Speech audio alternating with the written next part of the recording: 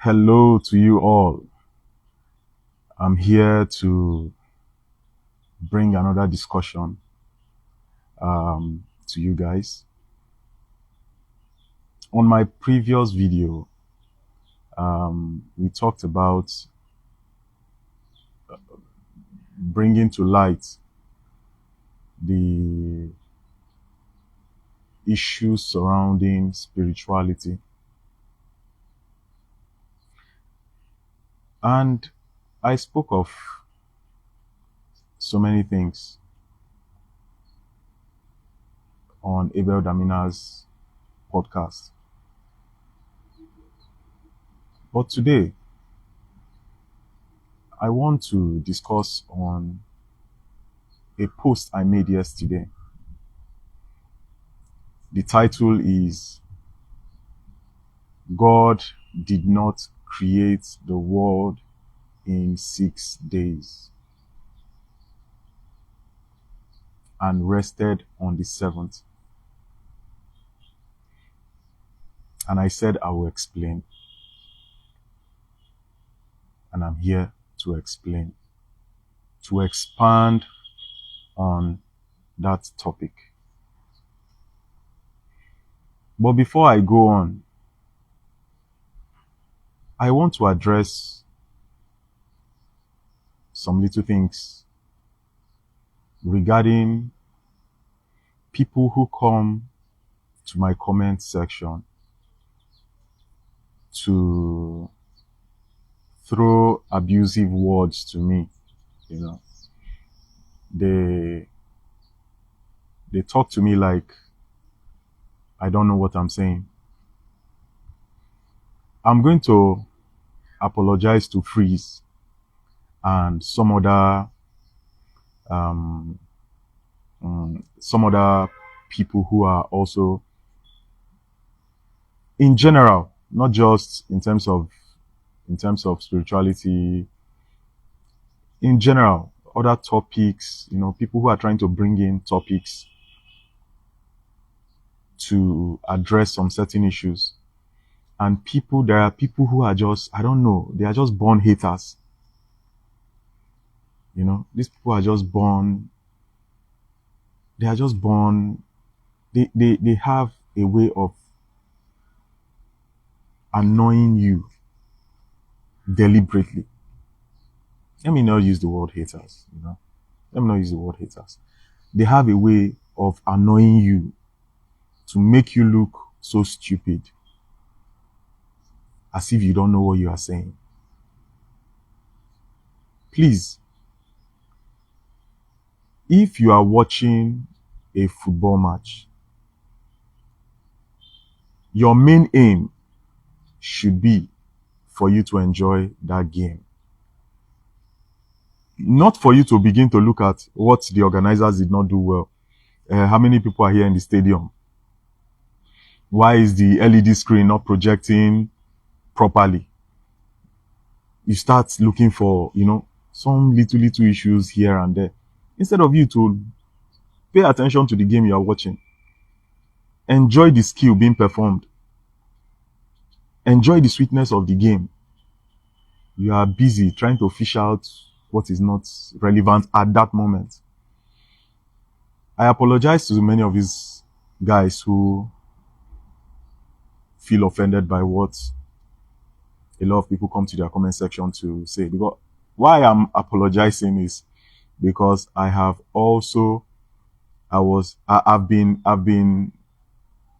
one of the people who try to tell people to just overlook what is in the comment section. But the comment section is like part of you, part of what you do.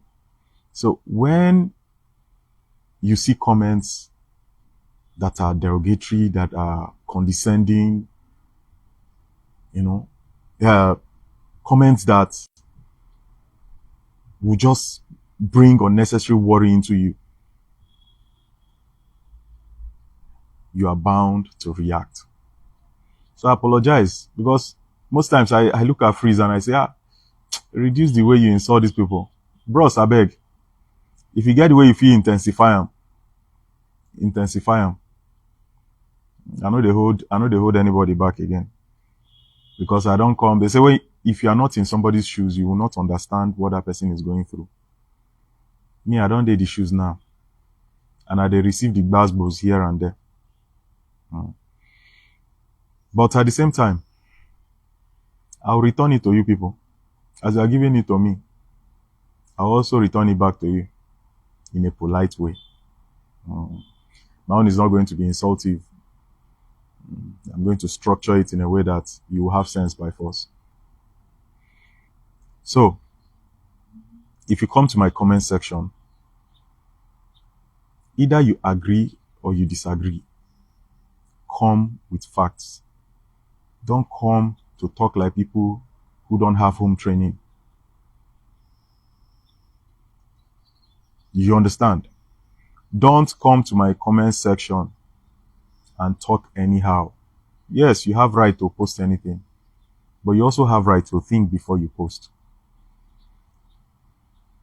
For the fact that you cannot grasp or you cannot absorb or you cannot understand because of your heart, the way you have sealed your heart from receiving truth or from receiving knowledge, new knowledge into you, because scriptures tells us that you cannot put a new wine into an old jar. It's going to be difficult. The old jar will not be able to hold that new wine. So if you are not able to understand or comprehend what is being passed across, it's better you just stay quiet or ask for somebody that can explain it better for you or explain it better to you. Instead of you coming to the comment section and just type anything you feel like you want to type. Please, this is the era of knowledge. Knowledge has to be introduced. Because what we used to know, the common knowledge we used to know, we have to deconstruct it. What I grew up with, what I grew up knowing about the reality of life itself is not what is coming in now. It's not what I'm beginning to understand now. So I'm shifting away from what I used to know to the epignosis of reality. Please, I would not want to come back again and address this issue about comment section. If you know you're not comfortable with what I'm saying, in fact, what I'm saying is not for everybody. And I know the most people that fight me, the most people that complain about this whole thing, that bring all these bad comments, they are this sect that tell you that they know God more than others. They are the sect that tell you they are the only one that will enter into the kingdom of God. Go to my comment section and see them. They are the ones, majority of them. Because they don't want to deconstruct what they know, to absorb new information, new knowledge. So please, if you know that you cannot agree or disagree with facts, I am saying this again. If you cannot agree or disagree with facts, please do not comment. If there is a way I communicate what the knowledge I'm passing across, and you feel you don't like the communication, you can block your ears or you scroll past my post. The way I communicate is my own way. It's not the way Freeze will communicate. It's not the way our president communicates. It's not the way other people communicate. We all have our mode of communication. And the beautiful thing is, when you get to do things consistently, you improve on what you do. I would definitely improve in my communication skills. I've not been a person that come out to address issues in public, and I've always been a reserved person. I'm always looking at the creative part of my life, my craft. I'm always good at that. I've not been coming out to the public to address. So this is me leaving my comfort zone to do something else. And it's interesting, to get into something you are not used to and you want to improve on it. So I'm definitely going to improve on my communication skill. That's for sure. But please, for the last time, I would not want to address this issue again. Back to the topic. God did not create the world in 6 days and rested on the 7th day. I am here to explain, but I would indulge you people to listen to me before you pass your criticisms. Now, I'm going to be passing on the epignosis of this topic. And at the same time, I'm going to be using the what if, which is assumptions, to kind of break down my points. Assumptions are not necessarily knowledge you should accept. Assumptions are just issues you want to, use to corroborate whatever you are saying. Assumptions are just possibilities. So I'm going to be using these two to address what I'm saying. So epignosis, which is the correct knowledge of what I want to say. And what if? So pay attention. You could be hearing a lot of what if in between what I'll be saying. What if? It means I'm not holding it as a complete truth or knowledge. I'm just trying to look at the possibility that if something happens the way it happens or not to happen. Like an example of what I'm saying, like the last video I made, I talked about Abraham, that the tithe he paid, that what he paid was not tithe. Because a lot of preachers capitalize on it, that Abraham paid tithe. He didn't pay tithe. So I used an assumption, which is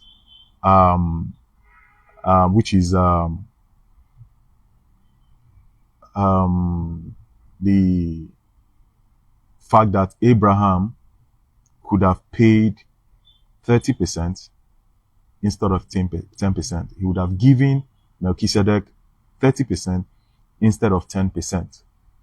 That's an assumption. That's what if. So if Abraham had given Melchizedek 30%, and later on, God went on to give the children of Israel the law for them to pay 10%. You see it now. Are we going to link the law of 10% and the 30% Abraham had given? So that's just what if. That's an example of what if. It's an assumption to just make a point. So back to the topic of today.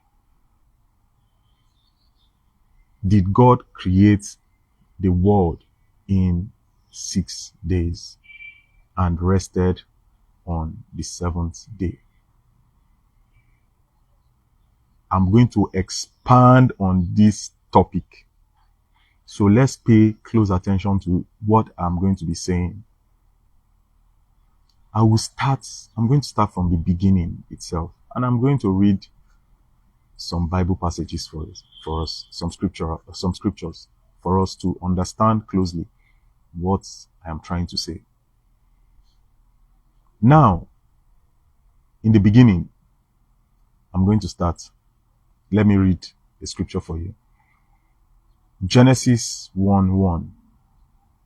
In the beginning, God created the heavens and the earth. Verse 2. Now, this verse 1, a lot of people get it mixed up. I'm a writer. I'm a screenwriter. So I understand what summaries are.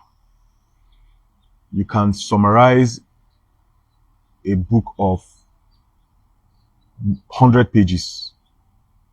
You can summarize it into few lines. What in the beginning God created the heavens and the earth is a summary of the entire creation. A summary of the entire creation. The entire creation. It's a summary. So that's just to give people an understanding that in the beginning, God created the heavens and the earth. That's on the side. Then from verse 2, scriptures now started breaking down those creations. So I don't want us to keep getting this mixed up.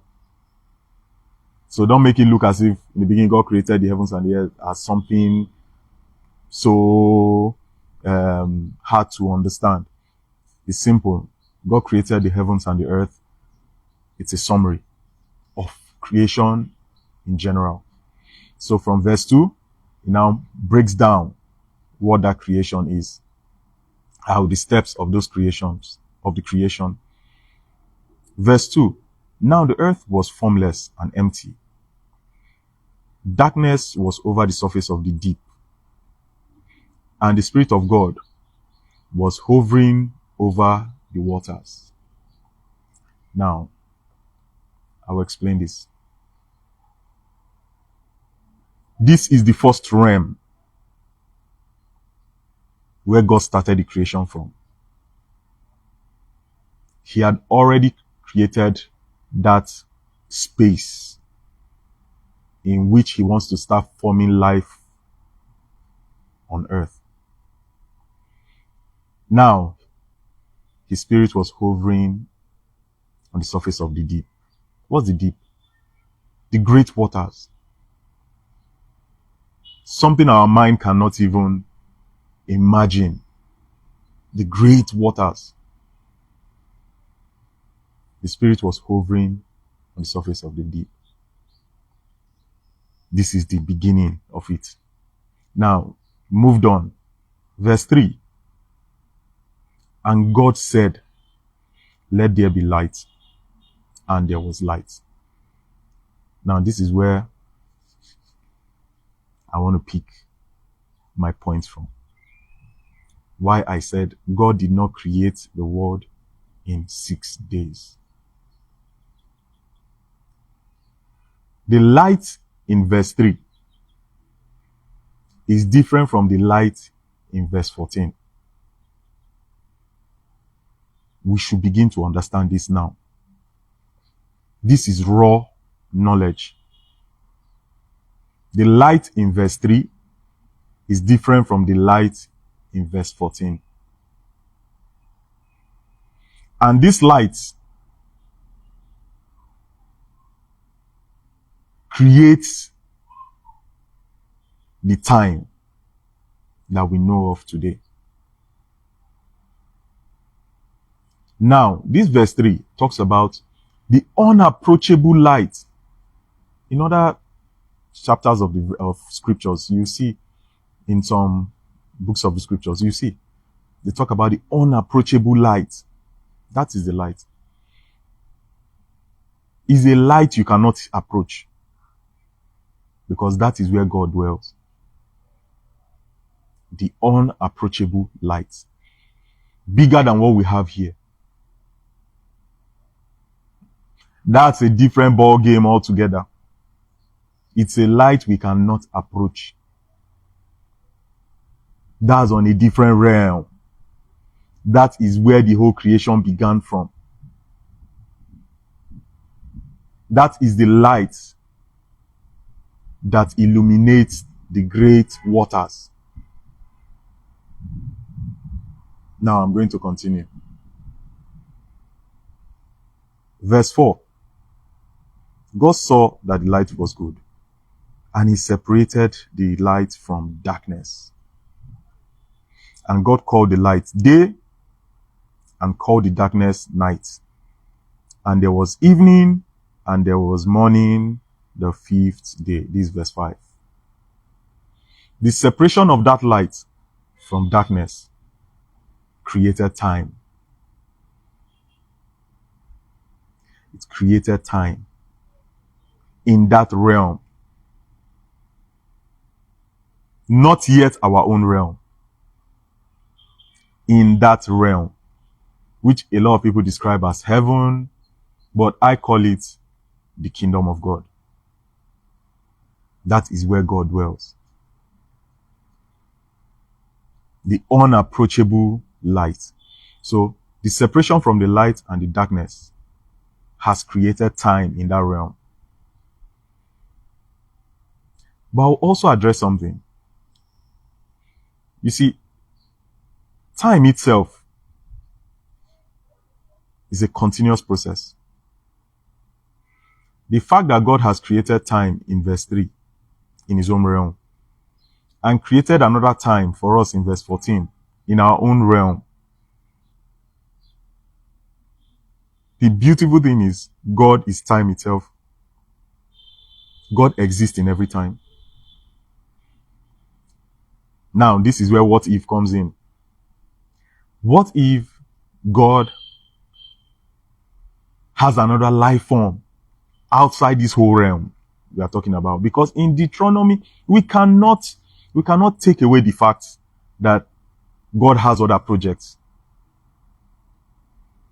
In Deuteronomy 29:29, God made us understand that the secrets, the hidden things belongs to him. The things that are revealed belongs to us and our children. We must understand that there are things we don't know about our Creator. And there are things he doesn't want us to know. Just like the angels he created, he did not let them know how they were formed. Yes, if you don't know about it, that's why we need to start studying. We need to begin to understand a lot of things. They don't even know how they were formed. It's a secret God kept. Now imagine what if possibilities, like I said, assumption. What if there are other life forms out there in another universe? Let's say there's an alternate universe and God created something different from what we have here. I'm just assuming because I want to explain what time really is so that you people will understand. Every one of us, not you people, every one of us will understand that time is one of the most relevant things in existence. So what if God created some other life forms out there? Multiple life forms, all existing at the same time. That's another time itself. That's time itself because time is progressive. The point I'm trying to make is time moves forward. Time is always on motion. And the beautiful thing is God can live in any of these times. He exists simultaneously. He exists at the same time. That's what makes God God. God can be in your own time in the past, can be in your present, he's still in your future. In his own realm, he's there. In other multiple creations he has, he's there at the same time. In all of these creations, he can create different times for them, time zones, different time. And I bet you those time, they don't work at the same pace. The time in his own realm, which we call heaven, moves differently from the time on earth. That is the point I'm trying to bring out. But in it all, there is a continuous time.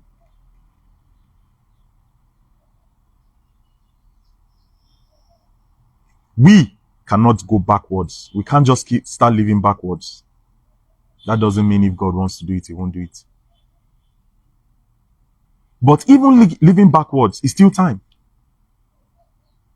Whether you're moving forward or you're moving backwards, it's time. You are exhausting time.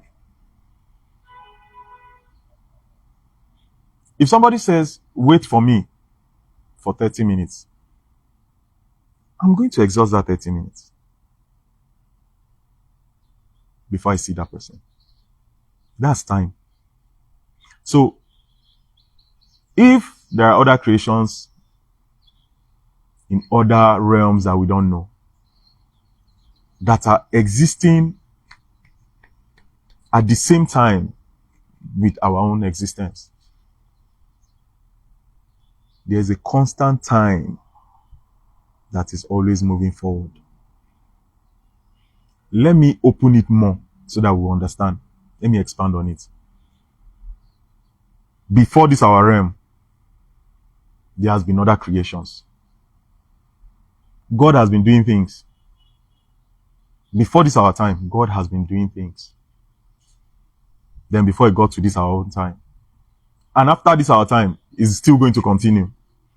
And after that time, there is still going to be more. So you can see what I'm saying. Time moves. It's a continuous process. And in all of these things you see, that's why we should fear God. In all of these things, time, God exists in all of it at the same time. He can be at anywhere he wants. He's there at every time. That's what makes God, God. So I will now explain how the time in God's realm differs from our own realm. That is where I want us now to understand why I said God did not create the world in 6 days. And by me saying that, I'm now saying that God did not create our own realm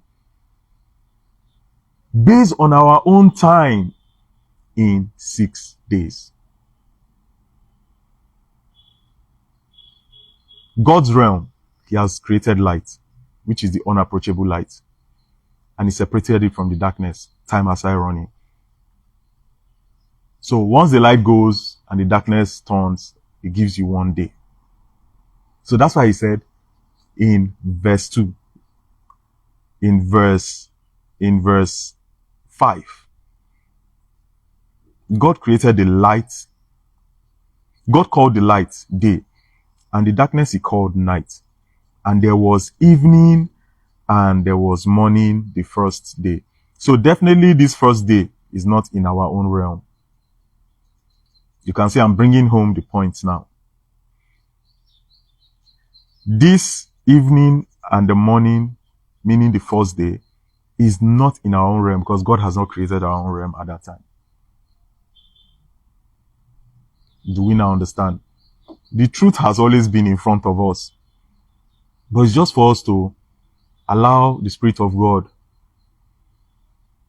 to open our eyes. Like in the book of Joel, he said, on the last days, that the Spirit of God is going to go out.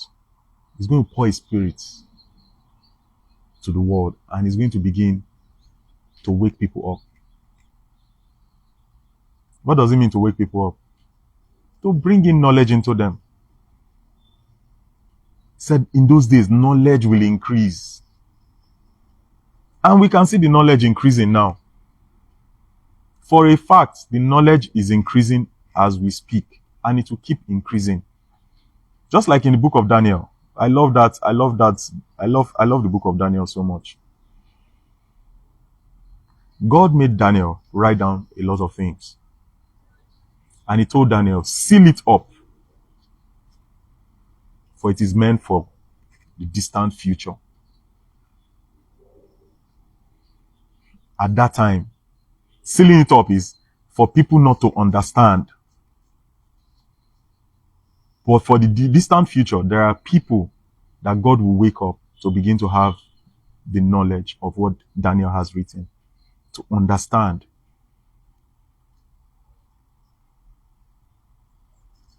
So you can see verse 5. The first day, God has not even started the work on our own realm. Not at all. So you can see that from day 1 to day 6,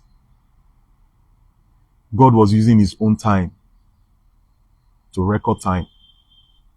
He wasn't using our own time. From day 1, from the creation of day 1 to day 6, and even to the day he rested, the 7th day, he was using his own realm to calculate that time for us. He wasn't using our own.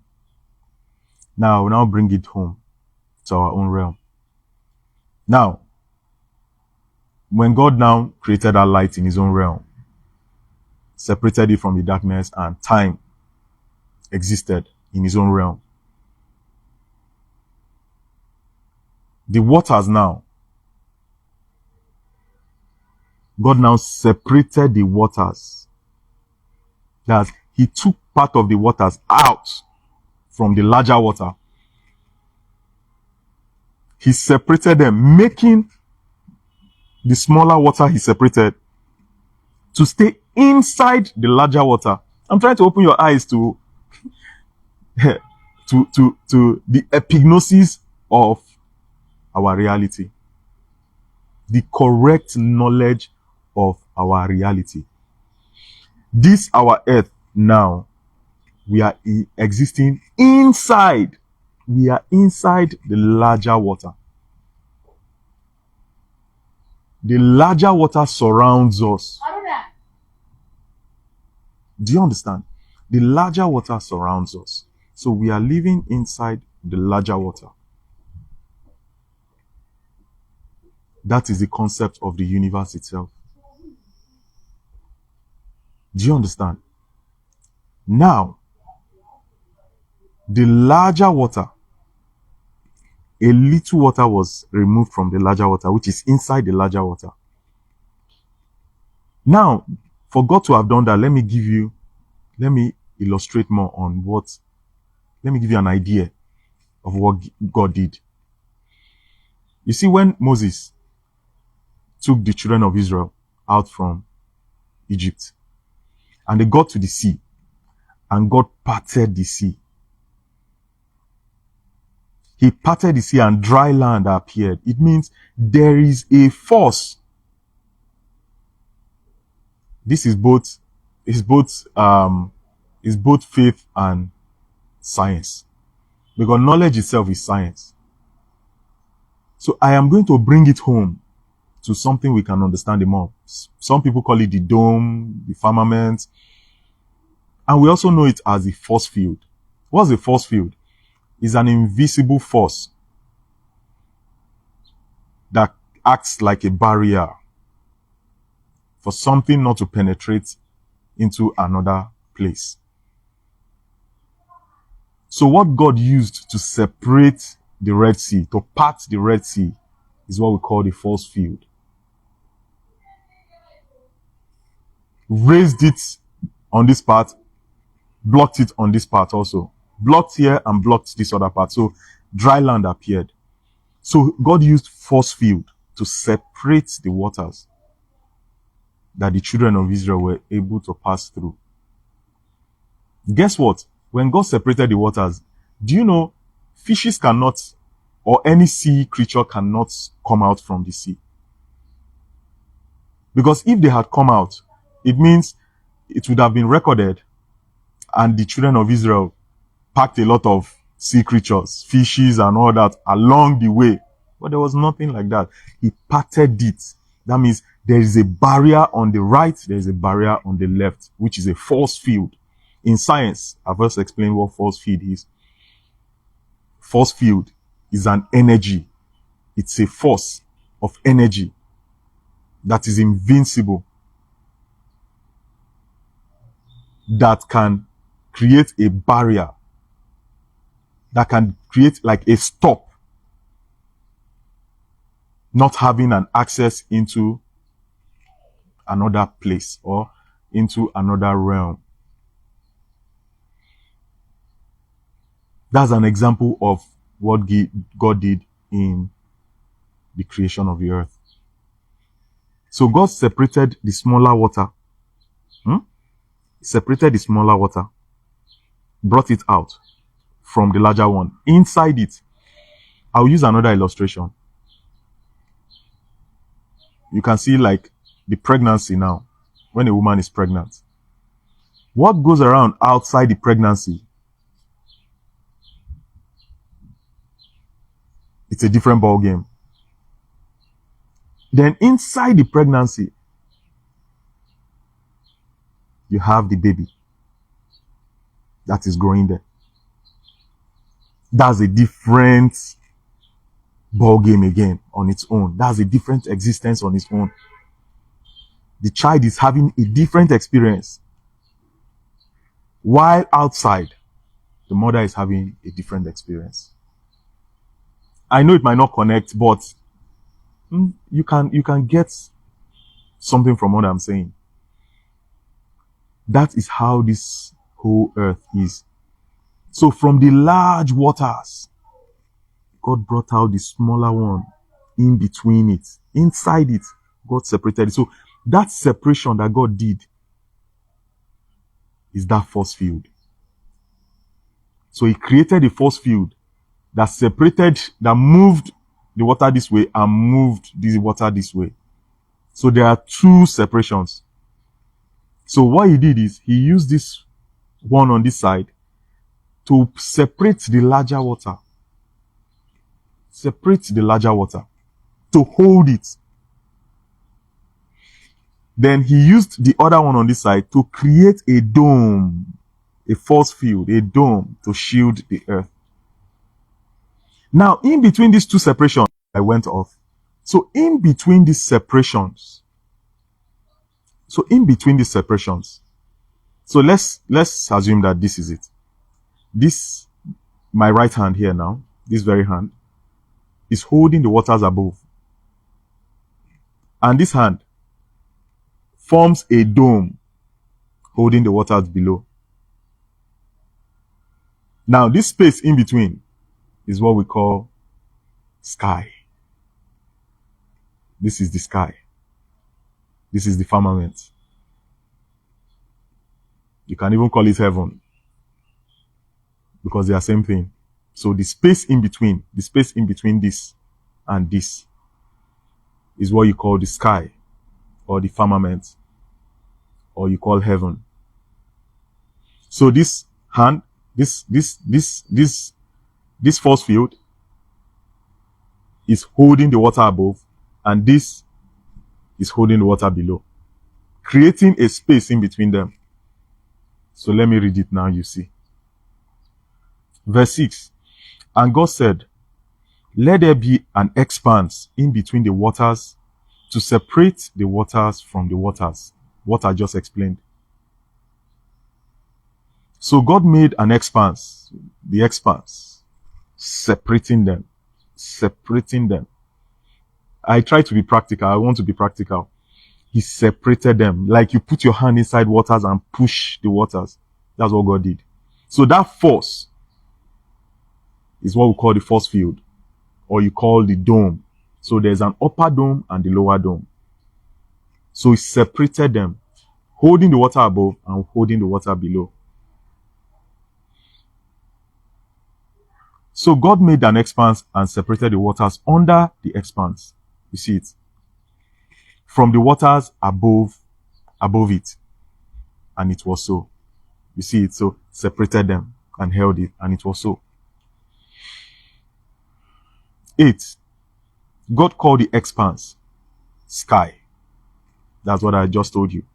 In between these two now, in between this and this, the space here is sky. We are getting somewhere. And there was evening and there was morning the second day. At this point, God has not started forming the earth. He's just in the process of doing it, and he called it the second day. That means God is still using the realm above the great waters, where you have the unapproachable light. He's still using that time. Do you get? So in between this, God has separated it, and God called that process the second day. He has not even created the earthly lights we have and all that. He has not created it. And God has already called it the second day. There's time already. So God did not use from the creation from first day to the sixth day to the seventh day he rested. He did not use our earthly time to calculate it. He was using the realm where he dwells to calculate the time. Where you have the unapproachable light to calculate the time. And mind you, this is the point I want to make so that we understand it properly. Remember, the water is great, bigger than the smaller water we have on this earth we are now. It's separated. So it's just, this is where what if comes in. An assumption, a possibility. Let's just make an assumption that God now brought out 3% out from that large water. And out of that 3% is where he now created the earth. Now listen. And God has created from the larger water, he has created time on that realm.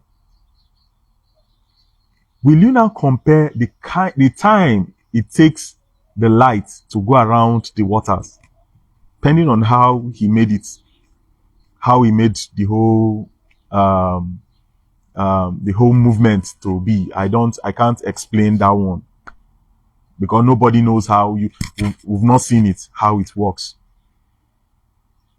The only one we know is the one we see here, which is our sun. So we don't know that one, how it works. But whatever way it goes around a larger water. So it's going to take time. You see it? It's going to take time to go round it. If it's going round or whatever way it goes, it takes time for the light and darkness to really have their turns. Do you get now? Compared to the smaller water that God has separated to create the earth and when he now made sun and moon. So time is going to run faster in our own realm because it's a smaller space, it's a smaller what is it called? A smaller realm where we are. So it's going to take more time. As in, time is going to read faster. It's going to clock faster than in God's realm because that's a larger water. It's going to take time to make a day. But in our own realm, it's going to be faster. So if God's realm is clocking a day, the whole constellation goes round and becomes a day. You can see because it's a larger water, it takes time. In our own realm, it goes faster. It means the times are not the same. That's the point I'm trying to make. The time in God's realm, where the larger water is, and our own time, where the smaller water is, the times are not the same. So whatever God is calculating with his own realm is different from what is happening in our own realm. Because our own time is moving faster. So it revolves round or rotates round or revolves round and it's faster. So if it's counting a day in God's realm, it can be counting 1,000 years in our own realm. That's the point I'm trying to make. And it's possible that it might be counting 1,000,000 years in our own realm. Because nobody understands the calculation. These are the mysteries that God has kept away from us. Even though some of the leaders that put down the scriptures for us, try to give some insights. Some of the servants, because they are servants, we are all servants. Some of the servants that gained this revelation, some of them, they try to give an understanding of what the possibility could look like. In 2 Peter talked about it, that a day to God is like 1,000 years, and 1,000 years is like a day. Peter had a revelation of it. He understood that time works differently in God's realm, and time works differently in our own realm. Same Noah, same Enoch. Enoch got so much revelation which is not recorded in the Bible we have. But if you want those knowledge, it's time we start studying. Go and study the book of Enoch. Everything that has to do with that book. You begin to understand mysteries in this world. Hidden mysteries in this world. Not just this book that we just have and you feel this is everything. It's not everything. It's not everything. There are things that have been kept away from the human race for us not to understand. Why they did it, we don't know. For what purpose, nobody knows. Do you understand? For what purpose, nobody knows. Because people will definitely want to have control over others. It's normal with humans. Everywhere in the world, there are people that feel that they must have control over others. It's a normal thing. But it's left for you now to pull yourself out away from that control and try to see things differently. So time works differently in the realms, in God's realm, than it works in our own realm. It is faster in our own realm. And it moves slower in God's realm. Now listen, if you twist it the other way around, you can say time works faster in God's realm and it works slower in our own realm, because it takes the one day to God, it takes a longer time, so you feel it works slower. That's when you want to measure the calculation. That's why you cannot measure it. Immeasurable. You can't. You cannot phantom it. These times are different. But yes, if you want to calculate the time, it goes, the unapproachable light goes around the great waters, and the time our sun goes around. If you want to calculate those two, you say, oh, our sun is moving faster because it's moving on a smaller. Before that one will go round, our sun has gone round thousands of times. Do you understand? So that's why I said, in terms of the movement, you say our own is moving faster, and this one is moving slower. But in terms of how God sees it, God's own is moving faster. God sees it as his own one day. But to us, it takes a longer time. So this is the explanation. The realm of God has a different time to our own realm. So the time God, let me read. Verse 9. And God said, let the waters under the sky be gathered together in one place. That's that little water now. Let it gather in one place. And let dry ground appear. And it was so. So earth, there are particles, there are matters, there are dust particles inside the water. So all of them came up and made up land. This land that we are, the earth. And God called the land earth. And he called the water sea. You can see the process. So this process now, and in verse 10, God called the dry ground land, and the gathered water he called sea. And God saw that it was good. Then God said, Let the land produce vegetations, seed-bearing plants, trees on the land that bears fruit with seeds in it, according to their various kinds. And it was so. The land produced vegetations, plants bearing seed according to their kinds, and trees bearing fruit with seed in it according to their kinds. And God saw that it was so. And there was evening and there was morning the third day. This is the point I'm still making. God has not still created our own light, which is the sun and the moon. But God still said the third day. So God was using the time in his own realm to calculate the creation for us as a day. So we are now in the third day. Now let me open your eyes to what I'm saying. Let me expand on this knowledge I'm trying to bring forth. In the process of bringing out the dry ground, it's a day. The dry ground to the vegetations, to the trees, all made up one day, which is the third day. In God's realm is one day. In our own realm, because time reads differently in our own time,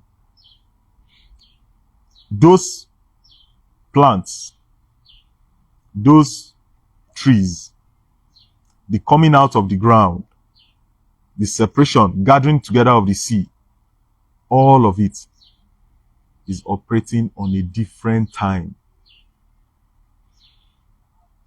To God is one day, but those creations are happening like 1,000 years. It's time. Yes, though God has not brought the sun and the moon, but he has already made up the formation of where the earth is going to be. That smaller water.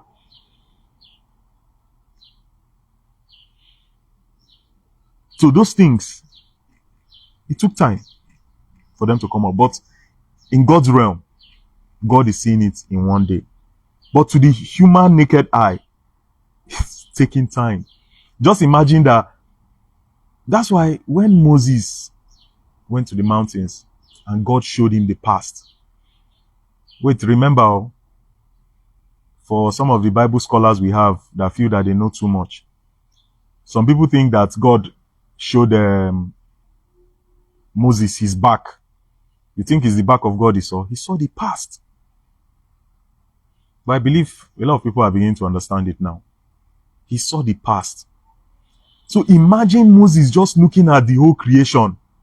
When God said, let the earth come up, separate the sea, brought out the earth, brought out the plants, imagine what was going through Moses' mind. He was seeing a lot. As this one is happening, that one is happening, as this is happening there, this one is happening, as he was, just imagine the experience. That's why when Moses came out, when he was done with the revelation, they could not look at Moses' eyes. Go and study it very well. They could not gaze at his eyes because he has gone to see something that they have not seen. They will not even get to see it. The experience was mind-blowing for Moses. He saw the wonders of God. He saw the wonders of creation itself. So that process of doing all those things, to man, it's a long process. But to God is one day. Because he has his own time. But to man, to the naked eyes, because I'm trying to debunk the fact that some people will say that the sun was not created at that time, so we have not had our own time. Now imagine Moses that saw the creation. Moses was present. That's why he was able to write it down. He was seeing it as it was happening. He was seeing it, including Enoch. In fact, the things Enoch saw, Enoch made note of it that nobody in this world, even what Moses saw, was a fragment of what Enoch saw. Enoch saw beyond the beginning. Enoch saw beyond the beginning of time. He saw the beginning of time, in between the time. the end of time, the beginning of the end of time. After the beginning of that beginning, go and read the book of Enoch. That's why a lot of you, when we speak, sometimes you feel like we don't know what we are saying. Then you come to the comment section and start making some statements that are not, that doesn't have any solid foundation in school of thought. So, Moses, for those that will say, I like people to challenge me. That's why I said, if you want to challenge what I'm saying, come with facts. Either you agree or you disagree. For those that will say there was no human present at that time, our sun has not been created at that time, so it means the creation of that third day cannot be described as 1,000 years or 1,000,000 years, if you get what I'm saying. But Moses was present because God took him to the past to show him how the whole thing was being created, and Moses saw. It must have taken time, how the processes were going on, as these trees were being formed, as that one were being formed. When they say God spoke something into existence, there is a process. This is what those preachers will not tell you. They will just cherry pick it and just throw it to you so that they will quickly dazzle you and get what they want to get from you. Even when God said, let there be light, that great light you are seeing, that unapproachable light, it's a process. He didn't just say, let there be light, and boom, it just came. No. There is a process to everything. That's why if you want to be rich, there is a process. If you want to have knowledge, there is a process. Whatever you want to do in this world, there are processes you must undergo. You want to become a doctor, you must go through the process. You want to be president, you must go through the process. Whatever you want to do in this world, you must go through that process. Elsewhere in the universe, there are processes. It doesn't just appear from nowhere. No. There are processes of formation. So when God said, let there be light, there was a formation that was going on to have what we have now. So Moses was present when God was creating it, because God took him to the past and he saw the whole creation. So the whole of that creation must have taken some time. The whole of that creation must have taken some time. But to God is one day. But to Moses that is watching is more than a day. It must have taken a lifetime for Moses to experience it. Yes, in the physical realm, time was going differently. But remember, when God takes you into the spirit realm, he can make it look faster for you. While you are undergoing that process, to you, it's like a long time. But when you come back to your realm, you see that, oh, it's just, time has gone, but not like the time you went to experience. See, what I am saying, these are the mysteries that we cannot understand, because that is what makes God God. Because the moment you start to understand these whole mysteries, and then you are beginning to equal yourself to God. That's why as I'm here, my own is just to live my life. God bless me. I live a good life, able to take care of my family, enjoy my life, relate with other humans. And that is my own experience. That's what, contributes something to humanity. That is just what me I'm concerned about. Processes, leave it to God. How this works, how that works, leave it to God. But what we need to understand is what God has given us to understand. And all these things have been written. What it takes as like the secrets inside what those creations entails, it belongs to God. how he's able to do all it belongs to God. But the whole process that has come to light, we have seen it and we understand. That's what God wants us to understand, how it is. And we understanding it is giving us an idea of how huge God is. So, the third day, God made the vegetations and all that. Let's continue. 13. And there was evening and there was morning the third day. After creating the trees, brought out the land and the vegetations. Then verse 14. This is where our own light comes in. Our own time began. And God said, let there be lights in the expanse of the earth to serve the day from the night. And let them serve as signs to mark seasons and days and years. And let them be lights in the expanse of the sky to give light on the earth. And it was so. God made two great lights, the greater light to govern the day and the lesser light to govern the night. He also made stars. God set them in the expanse of the sky to give light on the earth. So to govern the day and the night, and to separate light from darkness. And God saw that it was good. And there was evening and there was morning the fourth day. At this point, God created our own time.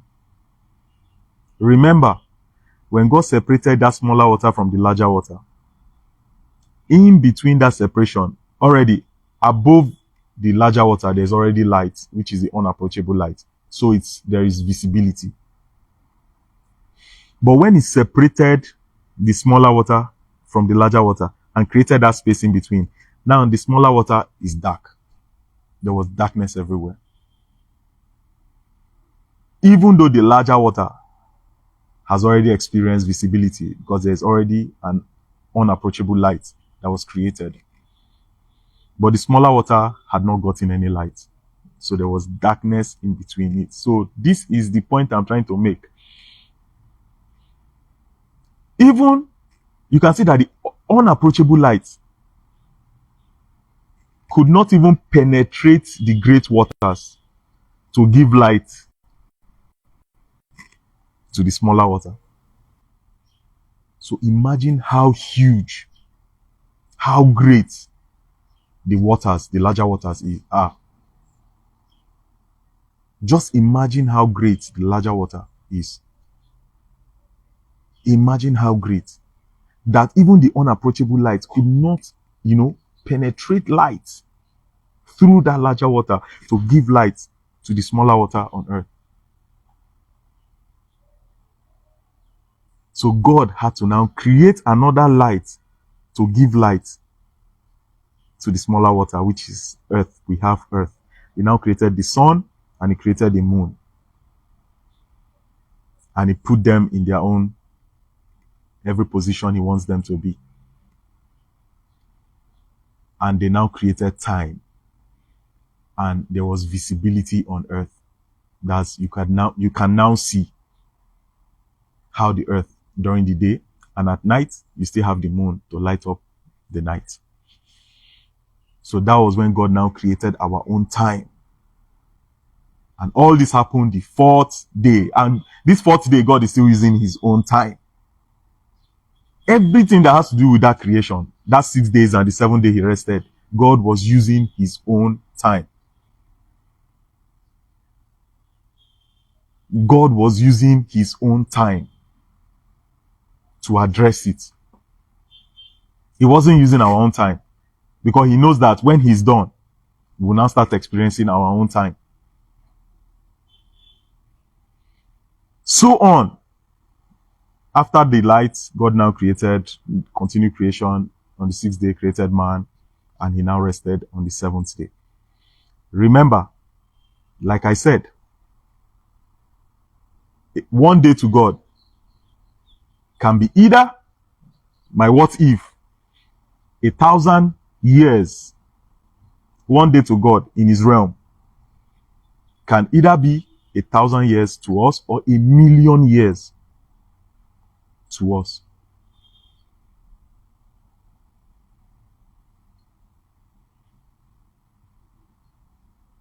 So, if God has created the world in 6 days, to our own experience as humans, he created the earth in 6,000 years or 6,000,000 years, whichever. Because like I said, no one knows the accurate timing that differentiates God's time and our time. Every other time was just an assumption. Peter was an assumption. Enoch was an assumption, because there is no proper calculation of time. That's a secret God has kept from us. Maybe after the end of time, maybe that's when God will explain this whole thing to us and we'll understand properly. And I believe he's going to explain. He's going to give us better insights to everything. But at the moment, what we should understand is that in God's realm, where the unapproachable light is a different time to our own time here. So what God is experiencing in his own realm as one day, we could be experiencing it here as 1,000 years or 1,000,000 years. It depends. But let's go with the lesser one, 1,000 years. Let's go with the lesser one. So you can now understand when I said God did not create the world in 6 days. What I meant is this. God, in our own time, God did not, the process, listen, so that we don't get confused. In our own time, the process did not take 6 days. It took 6,000 years or even more. Either 6,000 years or even more. But to God, the process took 6 days. To us, the process, the earth itself experienced the process in 6,000 years. Then the seventh day to God that he rested is 1,000 years also, making it 7,000 years. And there is an insight to that. Maybe in my later discussions, in my next video, I'm going to be doing a discussion on the Garden of Eden. After this whole creation, how the garden was formed, how the flood happened, and because there are things I want to connect. There are things, that's why I said this is a time for us to begin to have the epignosis of the universe itself, of reality.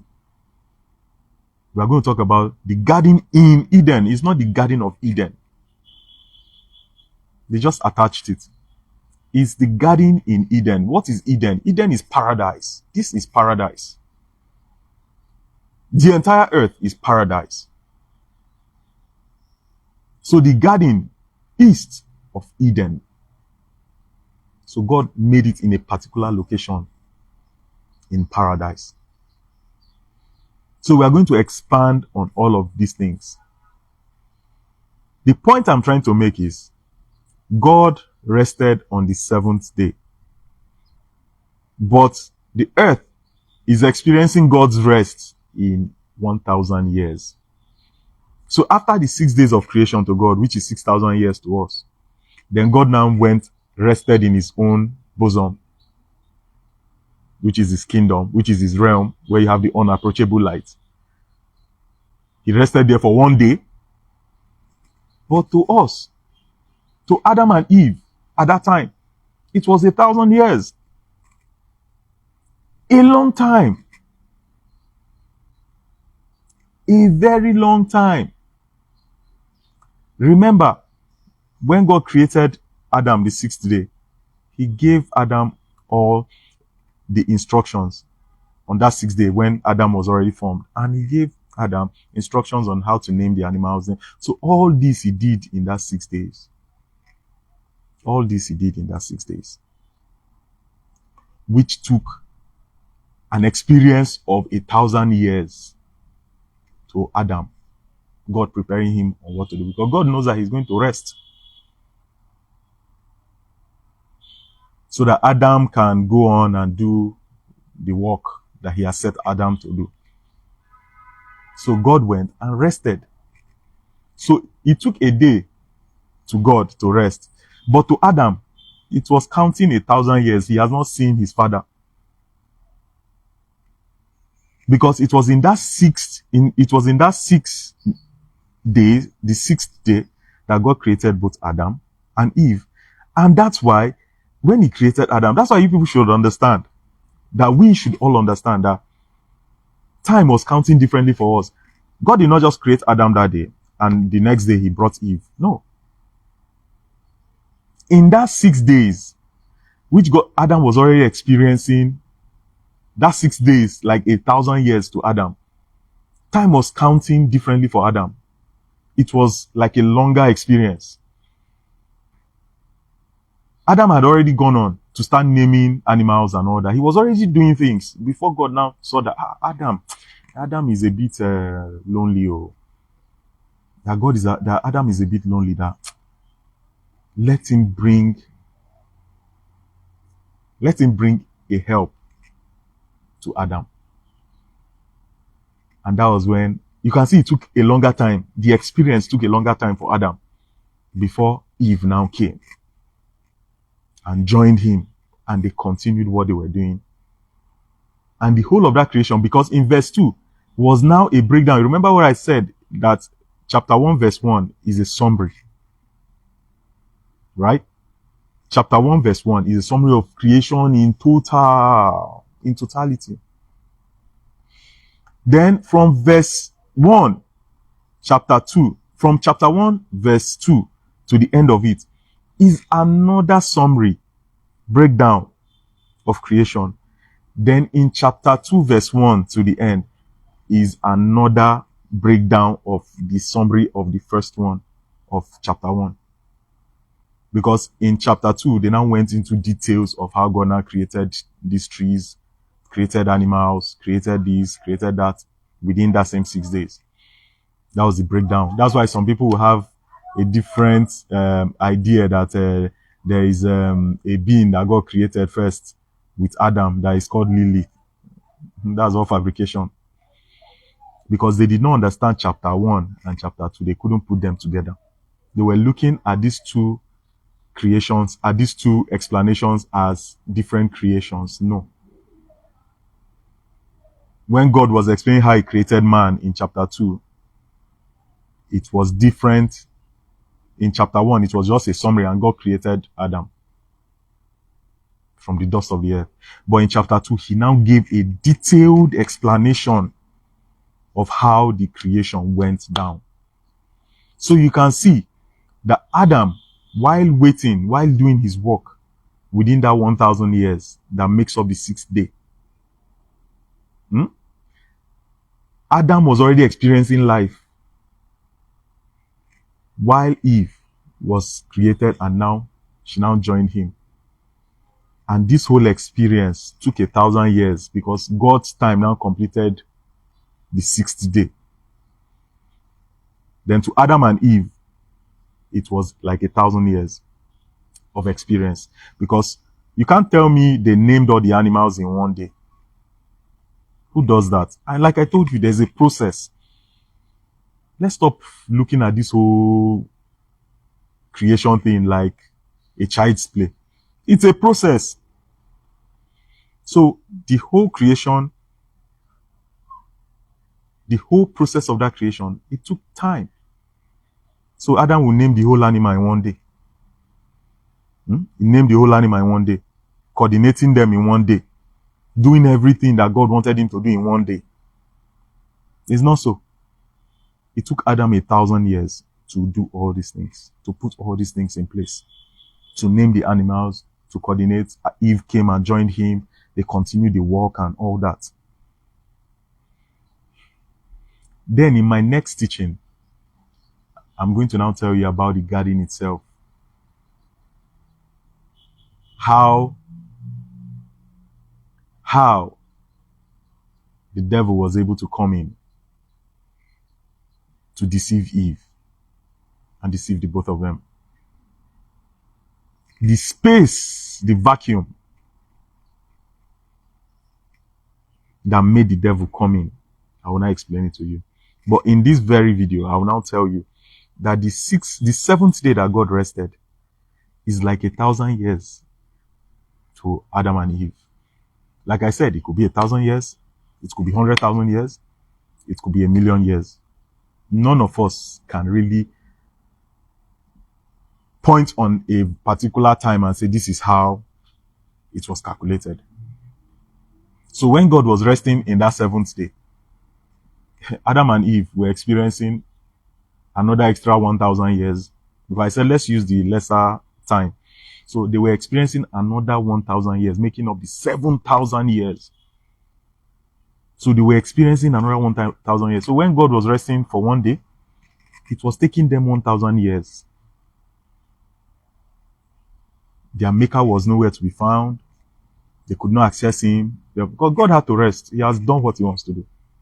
And that rest was for a purpose too. So that's why we should fear God. And in that space, in my next video, that's what I'll be talking about. In that space, that is when they had the temptation they had. Because what the scripture just told us was, in the seventh day, God rested. Then Adam and Eve now went on. They now started, and they now had the temptation, the devil, because all the scriptures were just summarized. So when God was resting, the devil, in that seventh day, that was when the devil came in, slipped in, and twisted their heart. That's why I think in the book of Ezekiel, or is it Isaiah? But I think it's Ezekiel. When God was telling the devil, and he was making a comment that, you think I didn't know that you were in that garden? Do you understand? God was saying it to the devil. He said, you think I don't know that you were in that garden? Though some people will say, it's not the devil that God was talking to. He was describing the devil. You were in the garden. You think I did not know that you were in the garden? So all through that God was resting that seventh day, he knew what was going on. He was seeing it all, because, like I told you, this entire universe is for the pleasure. It's for God's pleasure. It's for God's purpose. He was seeing everything. Even when Cain killed Abel, even when Cain unlived Abel, when he unalived Abel, God was seeing it. He knew. It was all for his purpose. That's why I said there is a process to everything. It's not that God cannot do everything on his own. He's doing it. He's just making us a part of his creation. Less experience. He's just giving us the experience. So when God tells you, go and do something, let me give you an example. If your boss in the office tells you to go and do something, it's not that your boss cannot do it.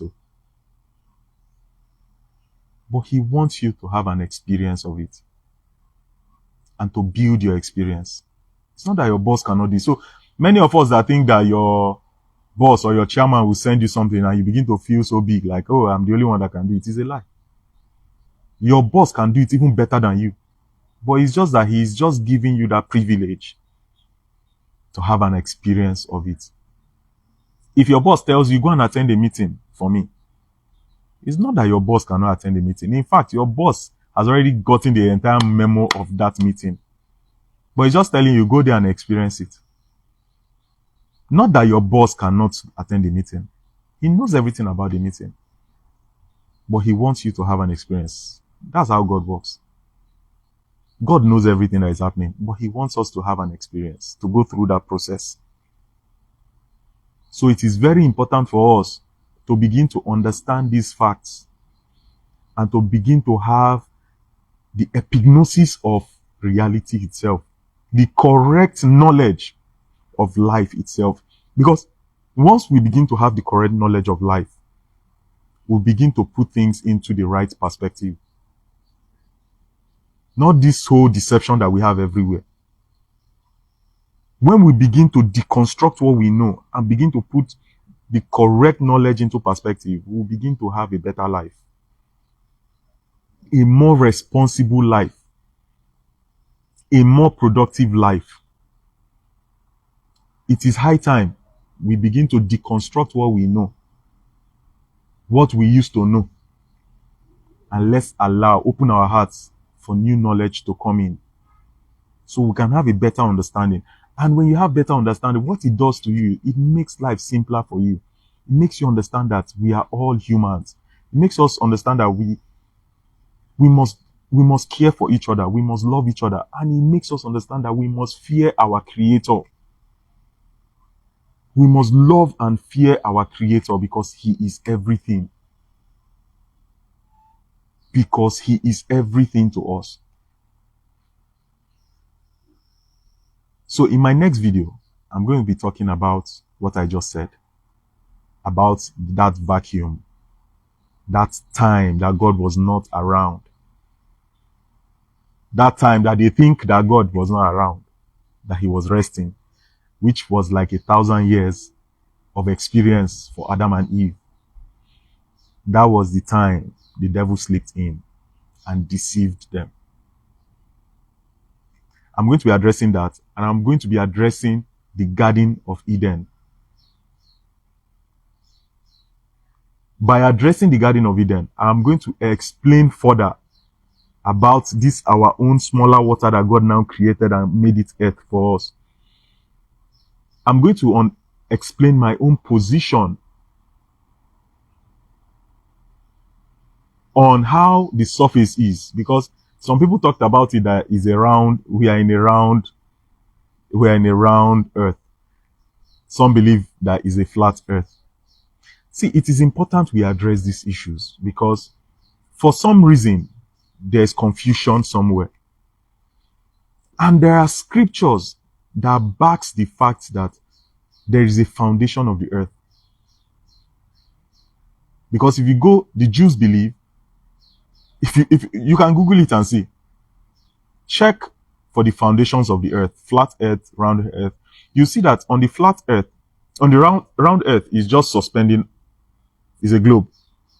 On the flat earth, you see that they described a foundation of the earth inside the great waters.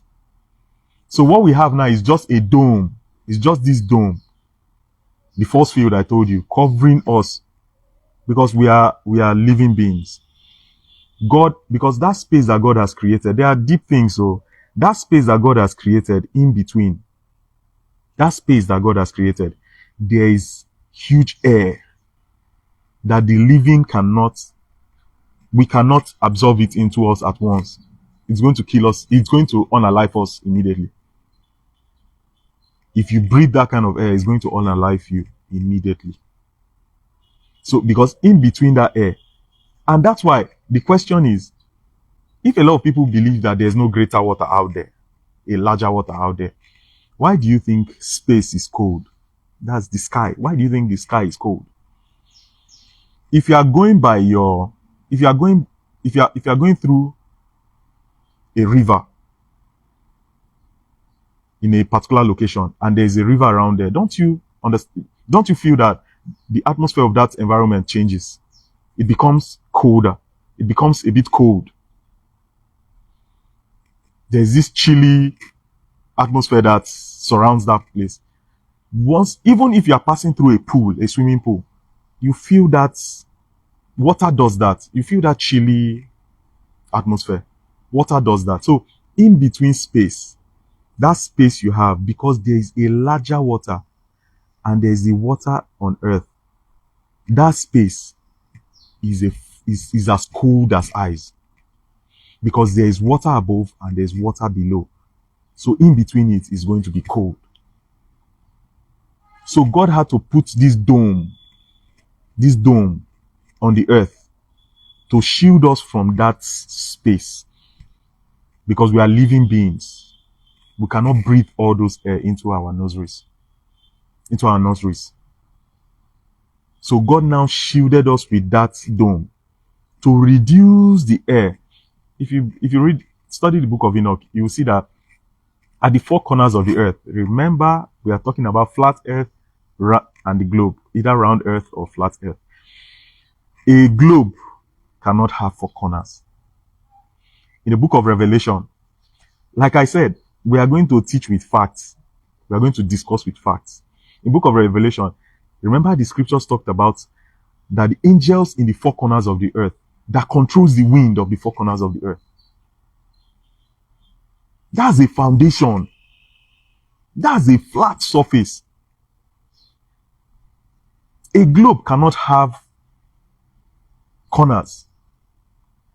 A globe cannot have corners. Let's begin to use our common sense. He said the angel on the four corners of the earth, they control the wind that holds the foundation. Like I told you, I said, if you go to Google, you check, you see the flat earth, you see them talking about the foundation, how they describe it, that the rocks, that the earth goes into the larger water. That's where it's seated upon. Because the earth is not spinning, no. Anybody that is telling you that one is they are just joking. It is the sun and the moon that are revolving. It's the simple truth. So, the flat earth has a foundation.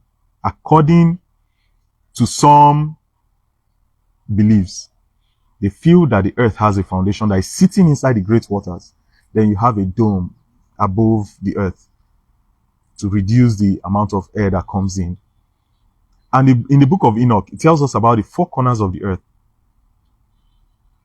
and the angels controlling the four corners of the earth, controlling the wind, four corners of the earth. And the four corners of the earth has portals, like gates. There are three gates each at the four corners of the earth, where winds coming from. That's what you have, the winds we have here. Because if God does not do it that way, if he does not have a dome over us, we cannot survive as humans. So the dome is important to shield us from the excess air that is in the sky. These are just common knowledge. We have to sit down and begin to understand this whole fact. So in my next teaching, I'm going to be telling you that even what people think that the foundation of the earth sits in the great water, I still don't think that is what it is. Because in that, if you go to that diagram in that drawing on Google, you will see that in those foundations, inside the earth, you have what they call the Sheol, which is the land of the dead. God has already prepared these things before. That's why I said God knows everything. There is Sheol inside the depth of the earth. That is where the land of the people who are unalive stays. And Book of Enoch describes that Sheol as four hollow places. Hollow means it has it's like a cave, like a covering, a round covering. So it's a place where it's hollow. There's space in between the land, the earth, where those people that are unalive, where they stay. So once anybody is unalive from earth, that is where they go to, and they are kept there. But the book of Enoch made us understand that there are four of those places under the earth, where for different purposes, because there are people who were unalive for innocent reasons, they will be kept separately. There are people who were just pure, as in everything about them was negative, and they died in that negative state, and they were judged in that. Oh, we don't know that some people have already been judged. That's why when we are talking that people should be very careful in life, what they do, the decisions they make.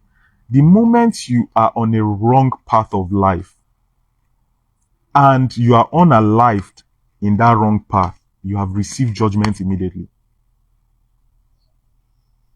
In that your wicked state, in that terrible things you do.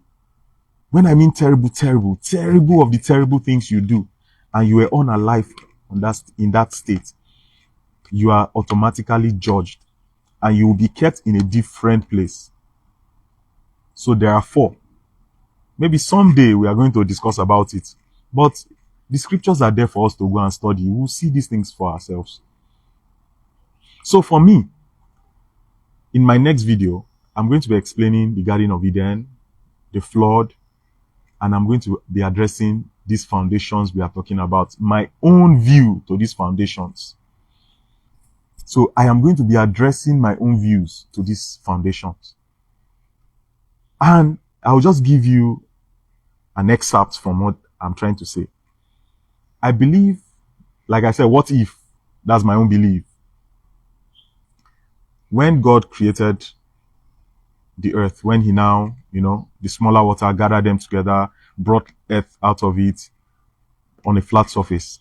We all know that. Forget there are hills, there are valleys, yes, but they're all on a flat surface. I want to believe that there are 2 surfaces. In my next video, I'm going to touch on it extensively. There are 2 surfaces. The surface for the living, which is where we are now, which has the dome over us, covering us. The invincible dome that we cannot see. You cannot penetrate it. It's there for our own protection. This surface is the number 1, which is the first surface. This is how I feel it is. This first surface is where we are on it as living beings. Then the other surface, which is beneath, which is under it. At the same time, if there's a possibility of going under it, it's also like another surface. It's like 2 sides of same coin. That is the explanation I'm trying to give. Flat surface of a coin. You see a coin is a flat surface. So you have a surface, you have another surface beneath. So 2 sides. It has 2 sides. So the first side of that coin is where we are, the living being. We have a dome covering us. The other side of the coin is what is called the wasteland. That is where you have hell. That is where you have a lake of fire. Why?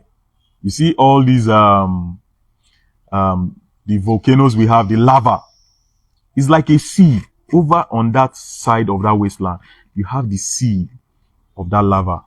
Go and study the book of Enoch. Study the works of Enoch and you will see. That's where you have the lava. You have it like a sea. And I believe that that place doesn't have a dome, because that place are for those that are unalive, and some angels like the guardians that came to run packages with the daughters of men, that gave birth to the Nephilims, the giants. When they were punished and they were caged, they were kept in that wasteland. That's where they were imprisoned.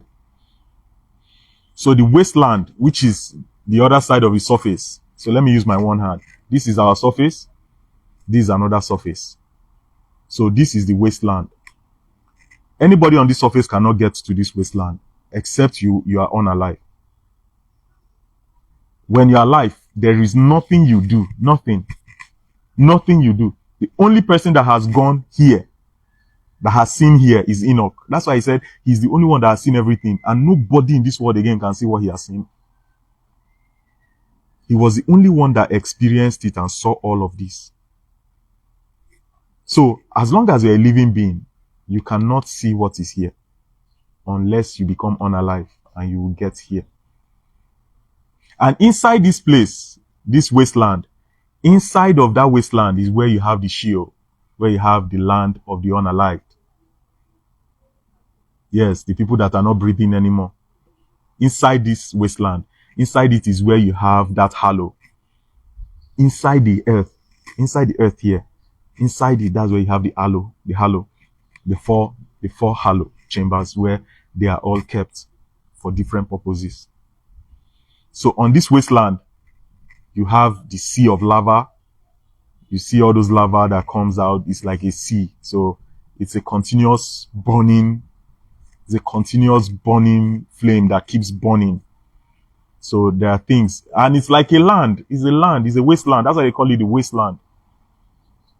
Wasteland, nothing, as in, is a dreadful place. It's a place where you cannot even imagine with your own mind. Enoch saw it and Enoch was afraid. The angels that took him there had to, had to comfort him,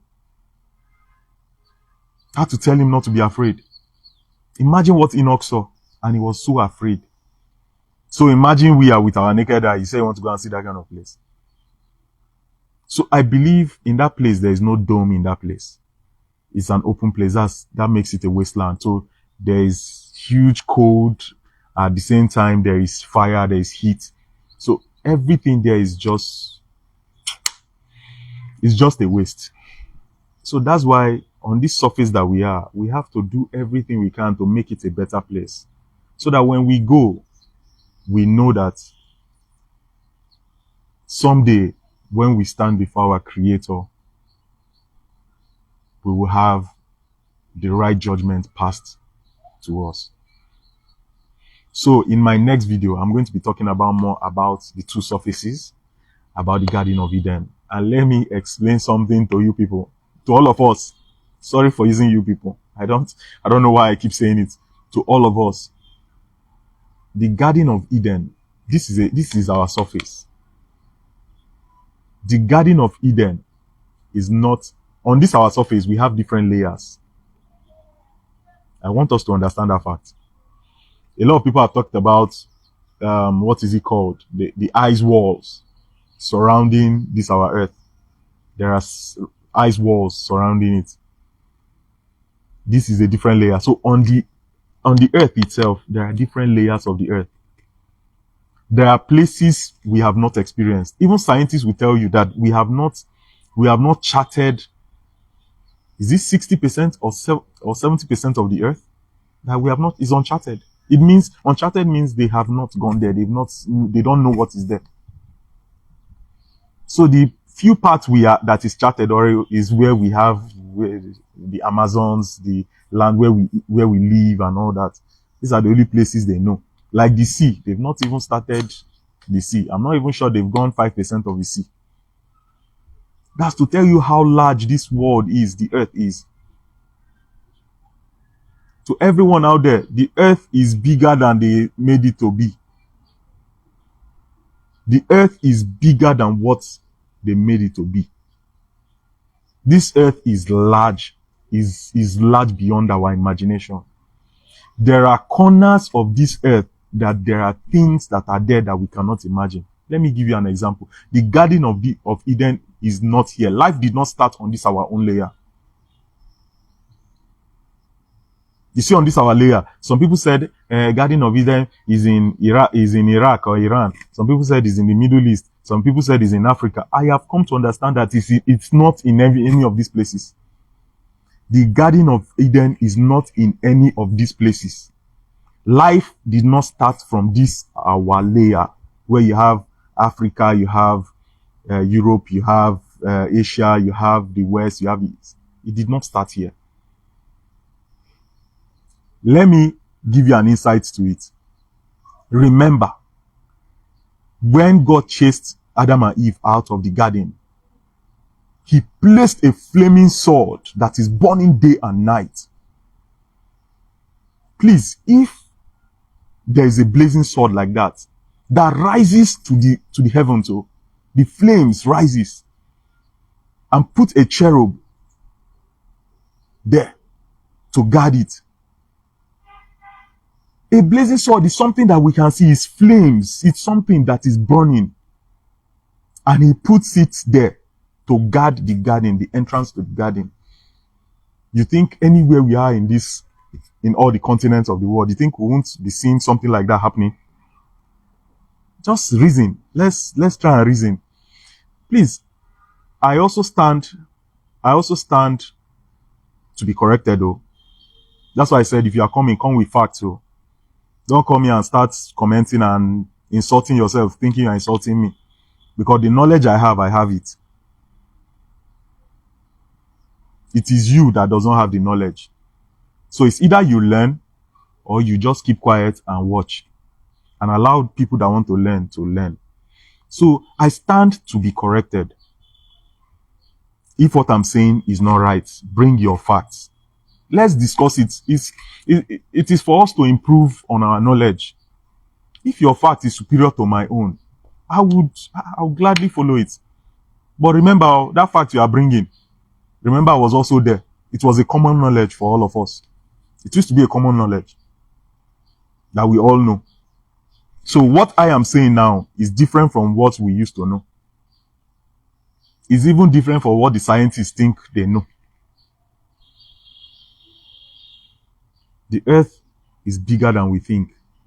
The Garden of Eden did not start on this our own layer. There are different layers to this earth, and there are different activities to it. The Garden in Eden is a huge garden. It spreads across that particular layer that God planted it. There are different trees that we have not seen that are there. There are trees that we have not seen in this our own layer that are there. And I want to believe that there are different layers to this earth. The Garden of Eden did not start on this our layer. It started on a different layer on this same earth, somewhere far ahead. And I'll tell you why we now rest on this place that we are. In my next video, that is what we are going to discuss. So let's just keep tuned. Let's stay tuned and keep, looking into how to improve our knowledge. But remember, if you are coming to my comment section, come with your facts. Either you agree or you disagree. Don't come here and talk like someone that they just wasted school fees on, that does not have single home training. Stop treating other people as if they are trash, as if you know, but you don't know. Even me that I'm speaking, I am flawed in many ways. I am not a moralist. I am flawed. When I say I am flawed in so many ways that you cannot imagine. But at the same time, I will not come to you and make you feel like you don't know. I am just trying to share the knowledge I have. And let's experience that knowledge together and grow in it.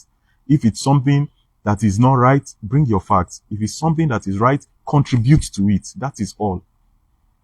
There's nothing more to it. But remember, in the book of Joel, God has said it, that he's going to go out in those days. He's going to go out in the world and he's going to pour out his knowledge. Knowledge will increase in those days, and it's already happening. No one can stop it. Truth, you see, truth validates itself. You don't need to come and validate truth. Truth validates itself. And one of the ways it validates itself are through witnesses. If there are witnesses rising up here and there, saying the same thing, witnesses rising up here and there, saying the same thing from what we used to know. And when you think about it logically and you see that it makes sense, truth will